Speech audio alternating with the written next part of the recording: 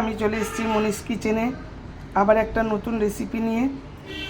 আজকে আমি বানাচ্ছি দই ভাপা। দই ভাপার জন্য আমি কিছুটা দই নিয়ে নিয়েছি। এটা হচ্ছে টক দই। টক দই নিয়ে নিয়েছি, এর সঙ্গে কনডেন্স মিল্ক অ্যাড করব। যে বন্ধুরা দেখো, আমি কনডেন্স মিল্ক দিয়ে দিয়েছি। কনডেন্স মিল্কটা এর সঙ্গে মেশাবো। একটু টাইট হয়ে রয়েছে কনডেন্স মিল্কটা। এটাকে এখন ভালো করে ফেটিয়ে ফেটাবো, ভালো করে এটার মধ্যে ফেটাবো। বাটির মধ্যে ঘি দিয়ে দিয়েছি। ঘিটাকে এবার পুরো ঘিটাকে বাটিটার মধ্যে মাখাবো। মাখিয়ে তারপরে ওই দইটা বসাবো। এই যে এটা করে নিয়েছি, এটা পুরো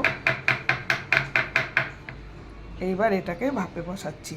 এই যে আমার স্ট্রেনার আছে, এই স্ট্রেনারে জল দিয়ে রেখেছি, মাইক্রোওভেনে করব।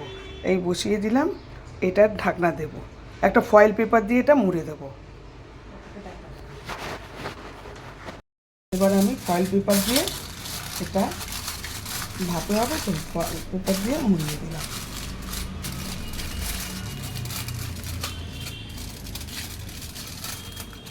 টান করে মুড়িয়ে দিই।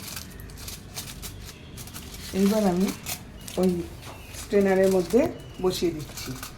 বসিয়ে দিয়ে এই ঢাকনাটা দিয়ে দিচ্ছি। এবার মাইক্রোওভেনে বসাবো। এই যে মাইক্রোওভেনে বসিয়ে দিলাম, এবার আমি চালিয়ে দেব।